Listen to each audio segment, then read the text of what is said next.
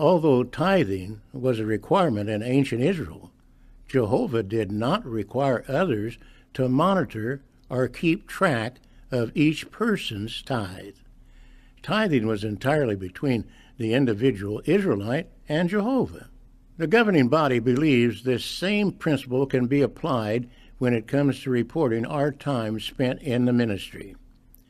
Our ministry involves much more than counting time. For this reason, we are pleased to announce that beginning November the 1st, 2023, congregation publishers will no longer be asked to report the amount of time they spend in the ministry, nor will publishers be asked to report their placements, the videos they show, or their return visits.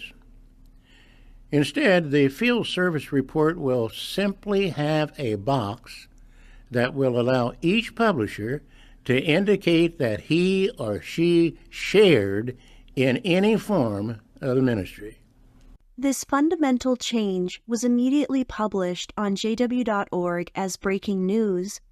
For decades, current and former Jehovah's Witnesses have asked why they were required to hand in field service reports. The question was asked so often it was a recurring theme in the service meeting. One specific talk was Why We Report Our Field Service by the secretary. Based on the organized book, we'll look at how so-called scriptural proof was used to back up this reporting requirement. Please notice how it was called important, beneficial, and the use of definitive statements such as making clear to us his view of keeping accurate records. In the 2005 edition, this section begins on page 88. In the 2015 edition, it begins on page 78. And in the 2019 edition, it starts on page 83. We'll read from this edition, paragraphs 31 to 36. Why we report our field service. Do you sometimes forget to turn in your field service report? No doubt all of us need occasional reminders. But if we cultivate the right attitude toward reporting and understand why doing so is important, it may be easier for us to remember to report our field service. Some have asked, since Jehovah knows what I am doing in his service, why do I need to put in a report to the congregation?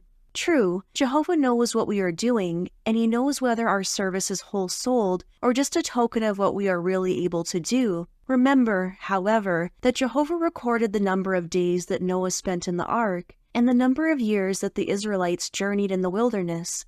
God kept account of the number of those who were faithful and of those who disobeyed. He recorded the progressive conquest of the land of Canaan and the accomplishments of the faithful judges of Israel. Yes, he recorded many details regarding the activities of his servants. He inspired this written record of what took place, making clear to us his view of keeping accurate records. Historical events recorded in the Bible demonstrate the exactness of reports and records kept by Jehovah's people. In many cases, the full impact of the Bible account could not be conveyed without reporting the specific numbers. Consider the following examples. Genesis 46, verse 27, Exodus 12, verse 37, Judges 7, verse 7, 2 Kings 19, verse 35, 2 Chronicles 14, verses 9 to 13, John 6, verse 10, 21, verse 11, Acts 2, verse 41, and 19, verse 19. Although our reports obviously do not include all that we do in our worship of Jehovah, they serve a practical purpose within Jehovah's organization. In the first century, when the apostles returned from a preaching campaign, they reported to Jesus all the things they had done and taught.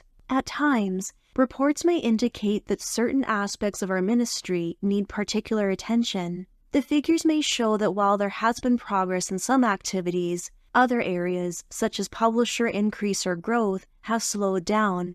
It could be that encouragement is needed or that problems have to be resolved. Responsible overseers will take note of reports and endeavor to rectify any condition that may be hindering the progress of individuals or of the congregation as a whole. Reports are also beneficial to the organization in determining just where there is a greater need for workers in the field. What areas are more productive? Where is little progress being made? What publications are needed to help people learn the truth? Reports enable the organization to project literature needs for the preaching work in different parts of the world and then to keep ahead of those needs. For most of us, reports mean encouragement.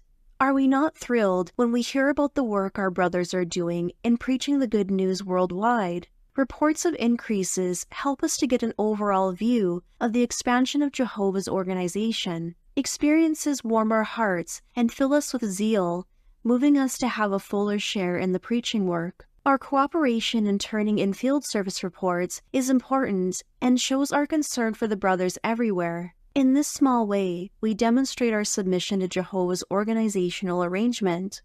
If God's view on keeping accurate records was clear then, why was it changed now?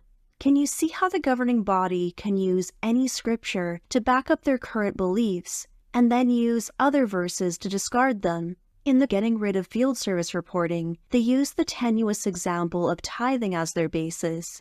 What teaching that is clear or important now will be changed later? Listen to what governing body member Jeffrey Winder admitted, also at the same 2023 annual meeting. We are not embarrassed about adjustments that are made, nor is an apology needed for not getting it exactly right previously.